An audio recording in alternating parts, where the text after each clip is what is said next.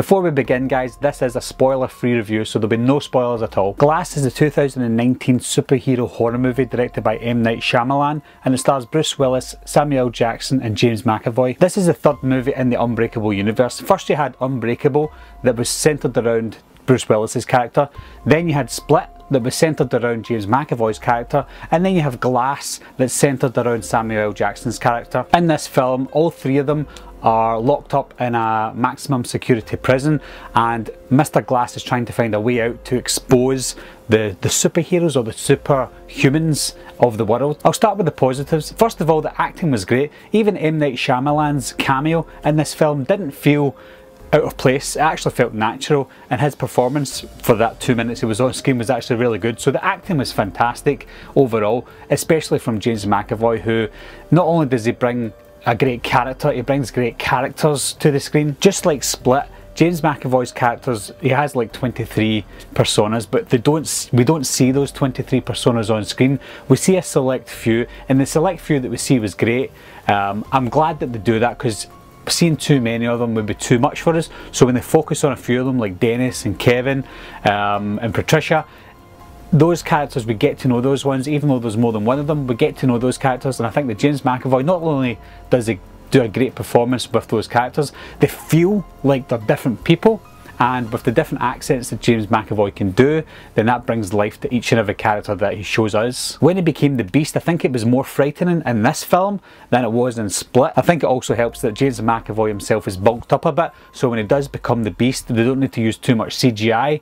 He can use his muscles to flex to make him look bigger as the Beast, and then when he's not the Beast, he can make himself look more relaxed and less muscly. Samuel Jackson as Mr. Glass, it felt like he was exactly the same as he was in Unbreakable, and that's a good thing. It's like he was preparing himself for a sequel after 19 years. Spencer Treat Clark had a bigger role in this than I thought he would. I forgot he was going to be in this film, and I thought that if he was in this film as David Dunn's son, he wouldn't play a major role because it's mostly about the three superhumans, but he did have a bigger role and I liked him in it, and he didn't feel out of place in this film. I loved the old cinematography techniques that M. Night Shyamalan used in his earlier films like The Sixth Sense and Unbreakable, with the slow pan going from one side of the screen to the other. There's already got a very widescreen aspect ratio, but when you show that pan going very slow from character to character, when the characters are talking to each other, and you can see the pan moving back and forward, it brings life to that scene.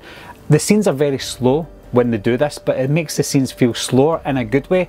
It makes us focus on what they're saying more, and when it shows us that wide angle, you can see a bigger scope of the whole scene that we're looking at. The low tones and the sound effects used were great. It felt like it was very unsettling, especially the scenes when Kevin or Patricia or whoever it was becoming the Beast. The way the tones changed as he's becoming the Beast was very unsettling as well. So that was great work by M. Night Shyamalan. If you look at this film from a superhero perspective, it felt very grounded and realistic for a superhero movie.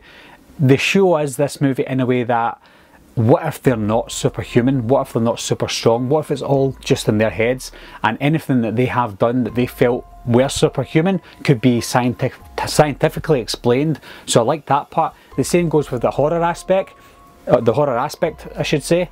When we think the Beast is something supernatural, if you're looking at it as a horror movie, those can also be explained scientifically as well. So the way that they bring it forward in this film, it feels like, what happens if they're not superhuman? What happens if they're not superheroes? And what happens if the Beast isn't actually the Beast? He's just a guy who can climb walls. Now for the negatives. Now, first of all, I loved David Dunn in Unbreakable. I loved the way Bruce Willis played him in Unbreakable.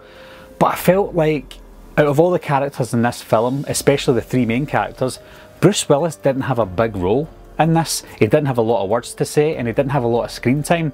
Now, I know that David Dunn wasn't a character who loves to talk all the time. He's kind of like the character in The Sixth Sense, but he said a lot less in this movie than he did in Unbreakable. And in fact, his son, played by Spencer Treat Clark, in this had more to say and more screen time. And he felt more relevant than David Dunn. Merging the Split story with the Unbreakable story was done in the wrong way. We all know that M. Night Shyamalan had the idea of the Beast a long time ago, and he wanted to make the Beast the arch nemesis of David Dunn in an eventual Unbreakable sequel, but that didn't happen, and he thought to himself that he wanted the Beast to have his own movie to begin with, so that when they do bring David Dunn and the Beast together, we will know more about both of them when it comes to the showdown. But the biggest issue was the success of Split. Nobody thought that Split was going to be some sort of amazing movie, but it turned out to be a really good movie, and that was the downfall, because Split was so good. Split was so good that we could have brought out a Split 2 in its own universe and forgotten all about David Dunn, forgotten all about Unbreakable. It made itself its own movie, just like Unbreakable made itself its own movie. They didn't need to rely on each other for a sequel. If M. Night Shyamalan brought out Unbreakable 2, everybody would have went to see it anyway. If he brought out Split 2, everybody would have went to see that as well. Glass felt like it was just a movie brought out to bring Split and Unbreakable together, and again, it didn't work. It didn't work in the way that it should have. The showdown between the Beast and David Dunn, or the Overseer, it was underwhelming. We saw most of those scenes in the showdown in the trailer. Now for the ending. Again, this is a spoiler-free review, so you can continue watching. M. Night Shyamalan was known for his great twists in the endings of his movies. Now, as the years went past and as the movies went past, the endings got a little bit more predictable, and the twists got a little less inventive, I should say.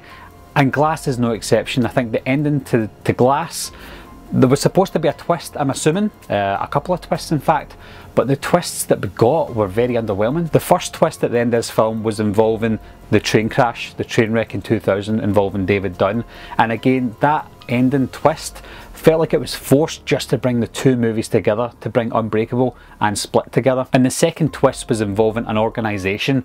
Now again, I felt the organisation was too much for this film. This film was supposed to feel like a grounded film and a realistic film, but bringing this organisation in, that it just made it feel like it should have been a bigger film. If you've seen the movie, you know what I'm talking about with the organisation, and if you haven't seen the movie, you'll see what I mean when you see this organisation being introduced. And if you include the cameras at the end as a twist, as a third twist, then again, that's just lazy writing. Overall, I'd say that the negatives outweigh the positives. Glass single-handedly brought an end to the Unbreakable and the Split movies. If this was a standalone movie and a first movie in a universe, I would say that this was a really good film. It had all the good characters to build up for another film, for another sequel, but because this came after Unbreakable and Split, it just, to me, it just felt like a forced movie that didn't have to be. It's not a bad film, it's just not great either. So if you've saw Glass, guys, what do you think of it? How do you rank it in the Unbreakable universe? As always, leave your comments down below. Anyway guys, thanks a lot for watching again, thanks for subscribing, I'll see you soon, bye bye.